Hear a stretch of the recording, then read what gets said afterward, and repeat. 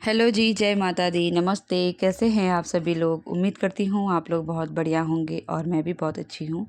स्वागत है आपका मेरे चैनल आरिधि रावत ब्लॉग्स में और मैं हूँ रेनू। करीब 2 महीने के बाद आज मैं वीडियो बना रही हूँ क्योंकि 2 महीने पहले मेरी हुई थी सी सेक्शन डिलीवरी और मुझे हुआ है बेबी बॉय। जैसा कि मैंने शॉर्ट अपलोड किया था, आप लोगों को पता चल ही गया होगा। लेकिन जो लोग मेरी वीडियोज़ पहली बार देख रहे हैं, नए हैं चैनल पे, तो उन सभी को मैं बता दूँ कि 5 अक्टूबर को मेरी डिलीवरी हुई थी और मुझे बेबी बॉय हुआ था। आज है 5 दिसंबर और मेरे बेबी को हो गए हैं 2 मंथ कंप्लीट। तो मैं आपको रूटीन शेयर कर रही हूँ सुबह-सुबह का कि मैं कैसे मैनेज कर रही हूँ अपने 8 साल के बेटे के साथ और न्यूबॉर्न बेबी के साथ। और सुबह का टाइम हो रहा है, आद्विक उठ गया था। मेरे छोटे बेटे का नाम है आद्विक और बड़े बेटे का नाम है आरव। मैं 6:30 बजे उठ गई थी और आरव के लिए ब्रेकफ़ास्ट वग़ैरह मैंने तैयार किया, तब तक कि आद्विक भी उठा हुआ था और वो आराम से खेल रहा था। लेकिन आधा पौना घंटा खेलने के बाद उसको भूख लग गई थी क्योंकि मैंने उसको उठते ही फ़ीड नहीं कराया था। तो इसके बाद जब वो रोया तो मैंने उसको फ़ीड कराया और अब वो फिर से कुछ देर के लिए सो जाएगा। तब तक आरव हो रहा है रेडी स्कूल के लिए। मैंने उसको नाश्ता पानी सब बना के रखा हुआ है, स्कूल टिफ़िन तैयार करके रखा हुआ है। वो फ्रेशन अप हो रहा है, उसके बाद खुद ही रेडी हो जाएगा जब तक कि मैं इसको सुला रही हूँ। और आरव भी आ गया था तैयार होके, बट आरव को शूज़ पहनने और उस उनकी लेस बाँधनी नहीं आती है, तो वो मैं बाँध देती हूँ। और कुछ-कुछ काम होते हैं जैसे ब्लेज़र के बटन लगाना, तो वो सब मैं कर देती हूँ। आरव को फिट मैं बना देती हूँ स्कूल के लिए। उसके बाद आरव चला गया था स्कूल और मैं सुला रही थी आद्विक को, क्योंकि बच्चों के साथ ना हमारा कोई रूटीन नहीं होता है, इन्हीं का रूटीन होता है। इनके रूटीन के हिसाब से हमें चलना पड़ता है। जब सोएँगे तभी काम होगा, नहीं तो हमें सब कुछ काम छोड़ के इनके पीछे लगा रहना होता है कि कब ये रो रहे हैं, कब ये सो रहे हैं, सब कुछ। और अभी ना आद्विक देख रहा था मेरी वीडियोज़ बन रही है और वो 2 महीने का हो गया है, तो एब्ज़ॉर्ब करता है चीज़ों को, देखता है। पहले-पहले उसकी नज़र नहीं मिलती थी कि कहाँ वो देख रहे हैं, कहाँ हम बातें कर रहे हैं। लेकिन अब वो देख रहा है कि मेरे से बातें कर रहे हैं, तो वो एब्ज़ॉर्ब कर रहा है। और अभी ना आधा घंटा वो सो गया था, तब तक कि मैं दूध ले आई थी और थोड़ा छोटा-मोटा मैंने काम कर दिया था। तो अभी ये फिर से उठ गया है और मैं इसका कर दूँगी डायपर चेंज। डायपर मैंने सुबह के 4 बजे ही इसको पहनाया था, तो अब अभी 9 बज रहे हैं, तो मैं अभी चेंज कर लूँगी। और रात को मैंने सोते टाइम इस पे कॉटन का पजामा पहनाया रहता है, टोपी भी कॉटन की ही पहनाती हूँ रात के टाइम। क्योंकि रात के टाइम ना सारे गेट्स, विंडोज़ बंद रहती है, तो इतना हवा आने का डर नहीं होता है। तो ज़्यादा गर्मी हो जाती है, फिर भी बच्चे सोते नहीं हैं, तो मैं कॉटन की टोपी, कॉटन के पजामे पहना देती हूँ। और हाथ भी मैं पैक करे हुए रहते हैं क्योंकि ये ना इसकी ना 1-2 दिन से जो हाथ की उँगलियाँ हैं वो मुँह में डालने लग गया है। तो इस वजह से मैं हाथ उसके ढक के रख रही हूँ और एक तो ठंड से भी ढकती हूँ क्योंकि रात में हाथ उसके खुले रहते हैं, वो कंबल के अंदर रखना पसंद ही नहीं कर रहा है हाथों को, तो फिर भी मैंने पैक करे हुए हैं उसके हाथ। और अभी मैं उसको, सुबह का टाइम है, हवा बहुत चलती है क्योंकि गेट सारे ओपन हो गए हैं, इधर-उधर से मैं खोल देती हूँ बाहर के गेट, तो हवा आ जाती है। मुझे ही ठंडा फ़ील होता है, तो इस पे मैं गरम पजामे और सॉक्स वग़ैरह डाल दूँगी। तो अभी क्योंकि ना इस सुबह-सुबह की ठंड बच्चों को बहुत नुकसानदायक होती है। सुबह की ठंड है जो फिर बच्चों को लग जाती है तो सर्दी-जुकाम हो जाता है। अभी 2 महीने का ही है, तो इस बार ठंड से हमें उसको बचाना है, उसकी पहली सर्दी है। इस वजह से मैं कुछ एक्स्ट्रा ही केयर में हूँ और मुझे एक्सपीरियंस है क्योंकि मेरा बड़ा बेटा भी सर्दियों के महीने में ही हुआ था, तो मुझे एक्सपीरियंस है कैसे क्या करना है। और ना छोटे बच्चों का समझ ही नहीं आता है, उनको कब गर्मी हो रही है, कब उनको सर्दी हो रही है, उनको तो बस रोना है और हमें आइडिया लगाना है कि वो किस चीज़ के लिए रो रहे हैं, अभी भूख के लिए रो रहे हैं या फिर और चीज़ों के लिए रो रहे हैं। और हर टाइम रोने का मतलब भी भूख नहीं होता है। और हमारे घर वाले कहते हैं कि किसी टाइम बच्चों को रोने देना भी चाहिए क्योंकि उनका बोलना भी रोना ही होता है। वो अभी बोल तो पाएँगे नहीं, तो उनका बोलना भी रोना है, तो उससे क्या होता है कि उनकी आवाज़ भी खुल जाती है अच्छे से। बच्चों को थोड़ा रोएँ बस गोदी में उठा के, तो इतना नहीं रो पाएँगे और इतनी आवाज़ उनकी नहीं खुलती है, ऐसे हमारे गाँव में बोलते हैं। तो वो चीज़ मैं भी फ़ॉलो करती हूँ। किसी टाइम मैं उसको थोड़ा बहुत, ज़्यादा नहीं, बस जब वो हल्का-हल्का रोता है तो मैं उसको छोड़ देती हूँ, मैं रोने देती हूँ। जब मुझे लगेगा कि उसको बहुत ज़्यादा नीड हो गई है अब मैं उठाने की, तो फिर मैं उसको उठा देती हूँ गोद में। और अभी 2 महीने का हो गया है, 1-2 दिन से ये नीचे आराम से खेलने पे लगा हुआ है, नहीं तो इससे पहले ना ये कभी रहता ही नहीं था नीचे पे। जब भी उठता था सीधे रोता था और गोदी चाहिए होती थी। तो अभी 1-2 दिन से मैंने ये चीज़ें नोटिस करी हैं कि इसको ना नीचे पे रहने की आदत हो गई है, खेल रहा है, मस्ती कर रहा है। बच्चे हर दिन नई-नई हैबिट ला रहे हैं, हमेशा एक दिन बड़ा हो रहा है और एक नई आदत उसके ऊपर जुड़ रही है। ये बहुत अच्छी चीज़ है। और अभी ना मैंने उसको मतलब एकदम ढक दिया था सुबह, क्योंकि मैं अभी तक तो इसी रूम में सोया था, अब मैं उसको अंदर वाले रूम में ले जाऊँगी क्योंकि मैं वहीं पे काम करती हूँ।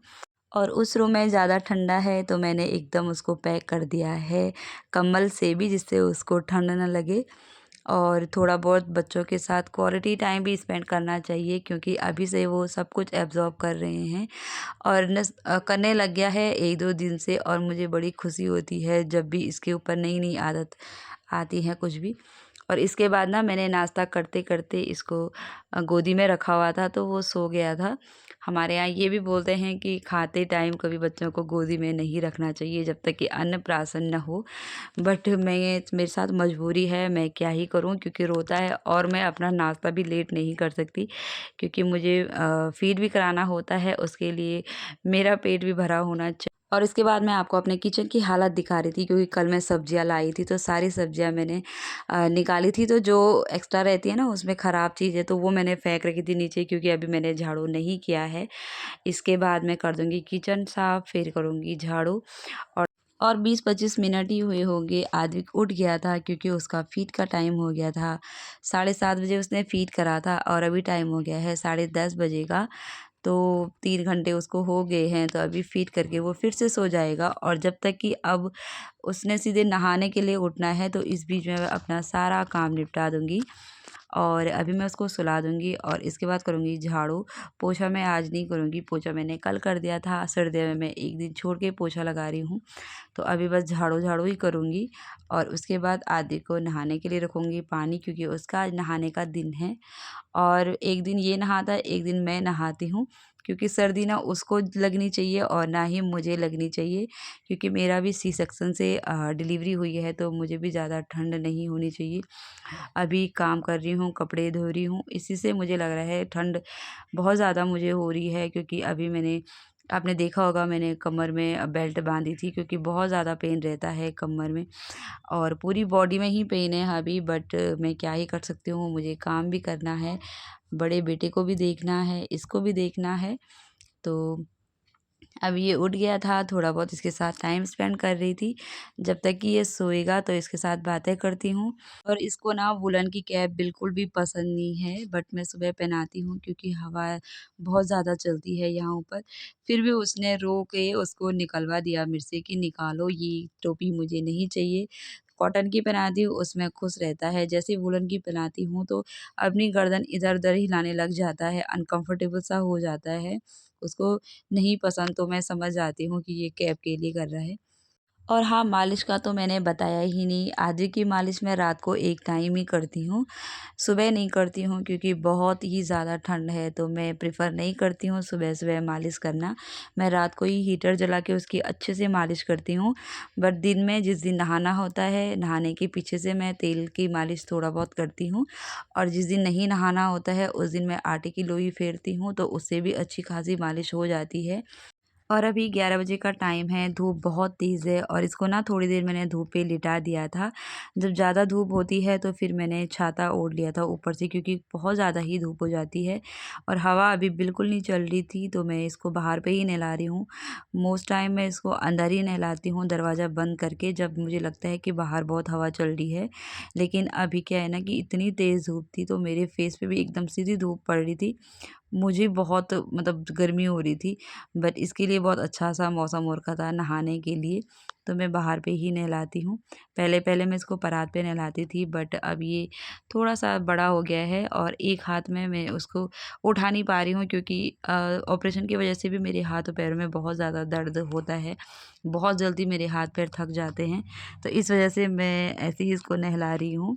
क्लीनिंग ज़रूरी है, नहीं तो नहलाने का सबका अपना-अपना तरीका होता है, मेरा यही है तो मैं इसी तरह से नहलाती हूँ। और मैं इसको पैरों से पहले नहलाती हूँ क्योंकि इसके बाद ना ये रोता नहीं है, नहीं तो अगर मैं पहले सिर धोती हूँ तो ये बहुत ज़्यादा रोता है। और ठंड भी है तो पहले बच्चों के पैर ही धोने चाहिए क्योंकि पैरों से इतनी ठंड नहीं होती है जहाँ तक मैंने सुना है। पानी मैंने ज़रूरत से थोड़ा ज़्यादा गर्म किया हुआ रहता है क्योंकि जब तक कि हम बच्चों के कपड़े निकालते हैं नहलाने के लिए, थोड़ा वो टेम्परेचर पे आ जाता है, इससे बच्चों को भी अच्छा लगता है। ज़्यादा ठंडे पानी से भी रोते हैं वो, अगर गुनगुना भी रहता है तो मेरा एक्सपीरियंस तो यही कहता है कि बच्चे फिर रोते हैं। और इसको ना फेस पे नहीं लगाना है हाथ, ये फेस पे जैसे ही लगाते हैं ना तो ये बहुत रोता है। इसके सिर पे लगा लो, बॉडी पे पूरे पे कर दो, लेकिन जब तक कि फेस पे करते हैं उसके बाद ये रोता है। और इसके बाद मैं धूप पे इसको अच्छे से सुखा के सरसों के तेल से इसकी मालिश कर दूँगी। और सरसों का तेल ना मैंने गाँव से मँगाया है, प्योर सरसों का तेल।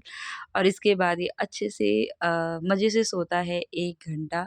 उतने में मेरे जो छूटे हुए काम रहते हैं मैं वो निपटाती हूँ। अपनी क्लीनिंग करती हूँ, अपना अगर नहाना-धोना जो भी है, कपड़े वग़ैरह भिगा देती हूँ। और अभी शायद मैंने किचन में बर्तन छोड़े हैं धोने के लिए तो मैं वो धो लूँगी पहले। उसके बाद लंच तैयार करना है क्योंकि 1 डेढ़ बजे के बाद आरव भी आ जाता है।